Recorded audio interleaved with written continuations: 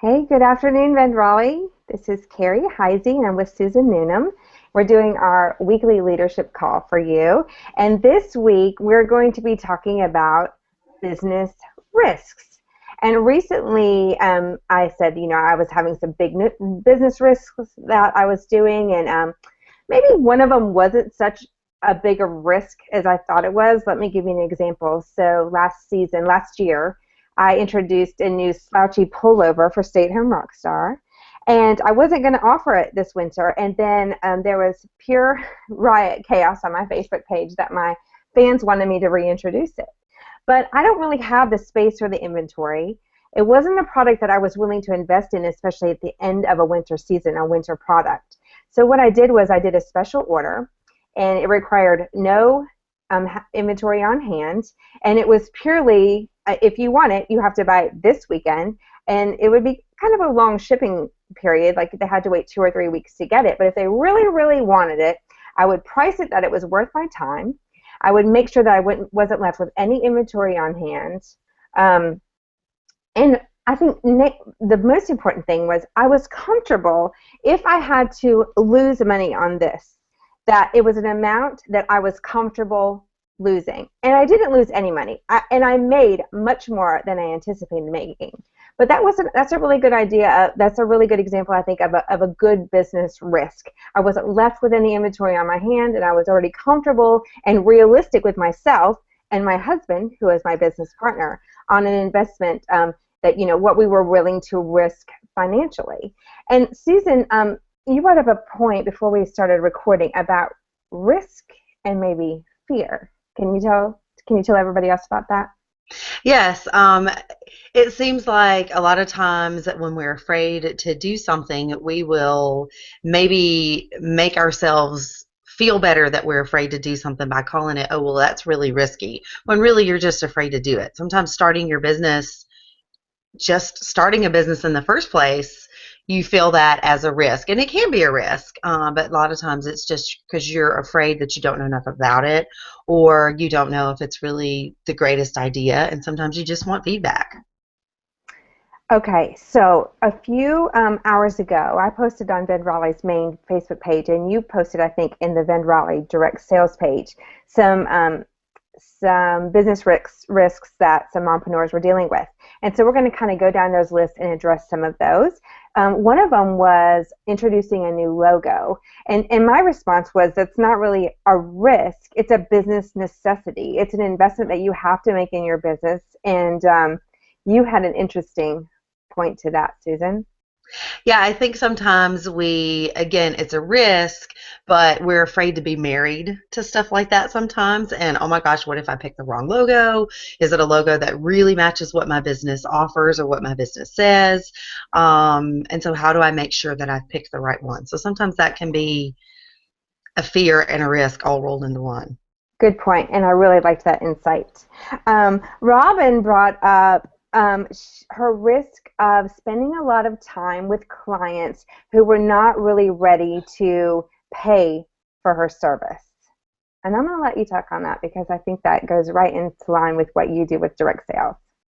Yeah, Robin is a travel agent, and so it's really hard to just all of a sudden say, "Oh, don't you want to book a trip?" Because that person may be thinking about it, but they may not be ready to do that. So if you kind of listen to what they're saying, and this goes with all customers, not just that particular thing. Think about what your customers want. Think about what they're saying. Listen to them, and when you have the special or the opportunity or the sale that happens, that says, oh yeah, that person really wanted that, you can call them up and offer it to them. Hey, I have this really great deal on whatever item or whatever service it is that they were looking for.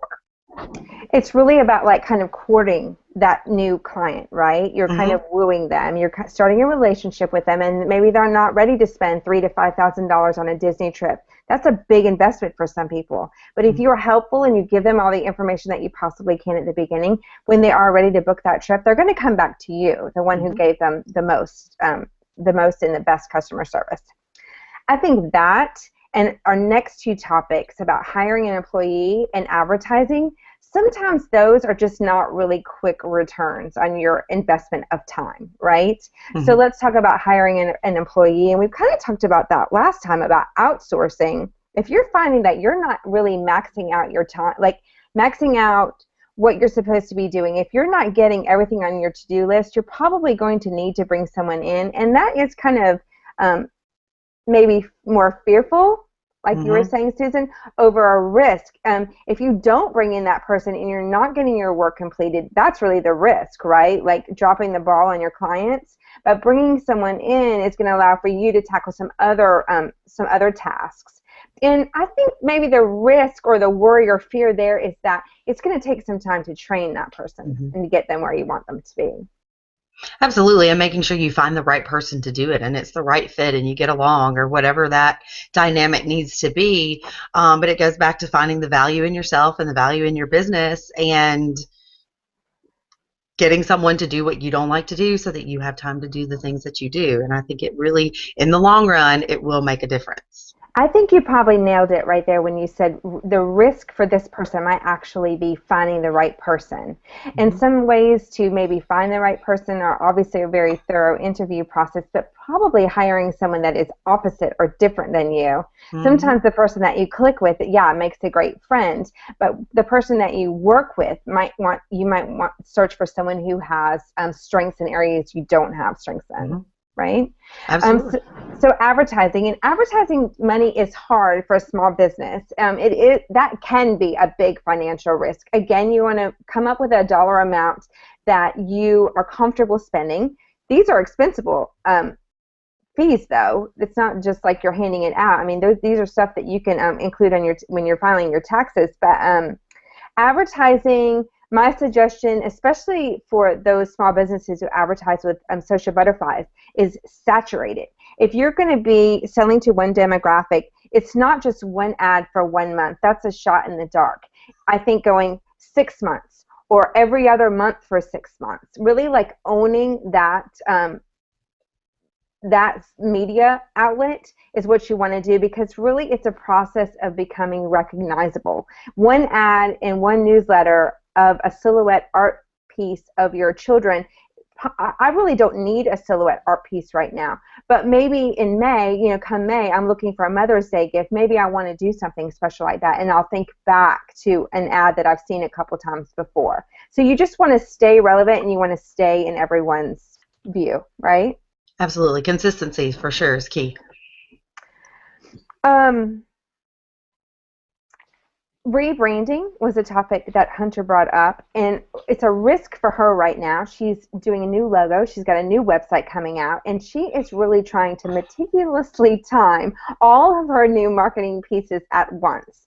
And I know that that can be very stressful when you'd like to introduce the logo and the website and be ready with your stickers and your tags and stuff for the hairbrush all at one time.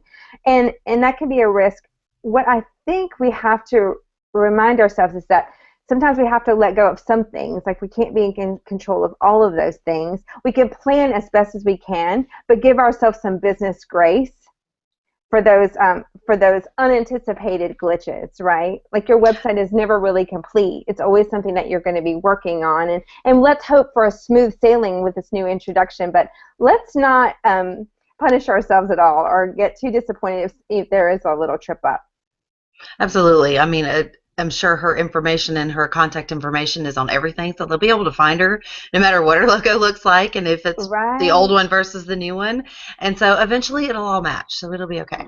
It will. Sometimes we stress out about those small details, but I understand those small details are far more important for some people over others. Hmm. Our call is going a little bit longer today, but we've got a few more to talk about, so I'm not going to worry you with that.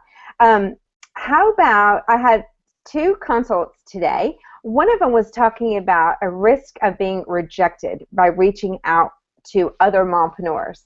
And I think that sometimes we perceive other people as more successful as ourselves, or maybe their business is way bigger than ours and they're not going to want to do anything with me. But, in the day of social media, sometimes someone can look a lot bigger than they actually are. And so you shouldn't be fearful of reaching out for someone like that. Actually, you should probably be encouraged to reach out to someone who is much bigger than you, right? We all Absolutely. started off new and with some type of mentorship or partnership or some kind of help or advice giver, and they might be very willing to help you if you are actually indeed smaller than them. And cross promotions are valuable for everyone. It increases your SEO if you're doing guest blogging or some kind of backlinks to each other's websites. Everyone's up for new followers and new fans, and they actually might be open to doing some cross promotions and haven't really found anything of value recently, and you might be the one to do that for them. So I say reach out. Just last week, I put a feeler out there for anyone who does anything with Raleigh moms or Raleigh babies, and we got 40 people who gave their business links and their email addresses within a couple of hours. So there are plenty of eager participants, mompreneurs, who are willing to do cross promotions with you. Right, Susan? Absolutely. And if you don't ask, the answer is always no. Oh, very good. So this was interesting because I'm not an introvert by any means, but someone said social media as an introvert, it's risky, it's scary for me. And I know that some introverts find social media as a great cover. They don't have to put their face out there, but still for some introverts, puts them in a very vulnerable situation. And I think if you are trying to do something new with your social media marketing, whether it be a Facebook post or a new blog topic, I think as long as you're being really true to yourself and true to your brand, something that you are very comfortable and confident in talking about in your everyday life, you should try risks like that on your social media to get some new engagement or some new involvement or some new fans. But if it is truly a topic that you are uncomfortable bringing up, don't do that to yourself. Don't put yourself in that kind of situation. Yeah, I agree completely. And it's hard to even find who your social media personality or what your social media personality, what you want it to be, because we have a hard time sometimes with our businesses if we don't have a separate Facebook business page, which are still, the jury's still out on whether or not that's a good thing to do or not. It's hard to, as your person, as yourself, always promote your business because you don't want your friends to hide you because all you do is talk about what you do. So you kind of have to make sure that there's a good mix of personal post versus business post or whatever. And, everybody knows that I love Disney, so I have a lot of Disney posts. I post about my business a lot, but I also work it into my normal life. All of these snow days have been great, and I'm a stay-at-home mom, and I work from home, so I can still work my business even though my kids are home, and things like that. There's always ways that you can work that in without, hopefully without the fear of people hiding you because you just throw it up about your business all the time. Well, I would suggest this, and it's just a separate view. It's go ahead and have that business page. But look, if your business, if it's not appropriate to be talking about Kim and Kanye, don't bring it up. Like if that's just something that was just a risk to you, you wouldn't normally bring that up, any kind of pop culture, news like that, newsworthy stuff, don't bring it up. But it would be okay to do a different, like, safer topic and just kind of get a better feel for your demographic. Yeah, questions are always good on Facebook. Ask a question and have people interact with whatever it is that you post. What's your favorite springtime activity? And if you have a product that can help them with that, that's always good. But don't post the bad stuff. Do not post if you're having a bad day. Do not post if your kids are driving you crazy. Do not post if you want to punch your husband in the face. None of that stuff is good. I leave my husband off. I ask his approval for any posts that have anything to do with him. And now that my daughter is 9, I have to ask her too if I use her picture or any stories. So one other one was Jennifer was asking about one of our favorite instructors was leaving, and she had concern about that. And so you want to share with everybody what we talked about before we recorded? Yeah, that's always really hard, I would think, with a small business that is not necessarily in direct sales, and it's the business world of having actual employees. And I guess you always just kind of have to have in mind and being around people and listening to what they say and thinking to yourself, would this person be a great fit for my business if I ever were to need them? And kind of have that mental note and that mental list of people so that if one of your favorites actually does have to move on for whatever reason, that you kind of have a little garden of people that you have in mind to ask. Always kind of Coming have from some a backups. coming from a long line of retail, I mean, yeah, you wanted to pretend that that favorite manager was going to be with you for forever, but Hmm. likely that she was going to move, or she got another job opportunity. You always had to have like a pinch hitter. Is that what they call them? Hmm. Hmm. So, and another theme between our last two answers was really listening. So it's not just about like whether you're interacting with your clients and they're talking to you, but you're really like listening, because you might get some very good clues on who's actually on your page, right? It's Absolutely. not just about throwing it out there and, oh, great, I got 35 comments. It's about what are they commenting on and what does that tell me about them. Hmm. So to wrap this up, just a really great reminder, mompreneurs, the things that you're having some trouble with, the things that you feel some are kind of timid about, some changes that you need to make in your business, are they really a risk, or is it a fear, or is it something that you've just never done before, and so that makes you a little bit anxious? But is it really a risk? Is it a financial or time risk, or is it something that you just really need to accomplish, and um, you need as a tool or some type of material or something for your business? Is it a fear, or is it a risk? Right? Absolutely. I agree 100%. And most of the time, if you think it's a risk, it's more than likely a fear. So just work through it and step out of the box and just do it. Just I do it. love it. I love a gentle kick in the butt sometimes, Susan. That's what we all need, right? Yes. Some confidence. And you know what? We would love to hear what your recent risks have been, and we would love to hear your comments about our advice today, and see if we've turned some light bulbs on for you guys. And we're really here to encourage you, Vend Raleigh. We've got some great leaders. So if you ever have any questions about your business, something a little bit more specific, go ahead and comment on that post on the main Vend Raleigh Facebook page today, and Susan and I will comment. And I bet we'll get some other people commenting too, some giving you some other feedback, right?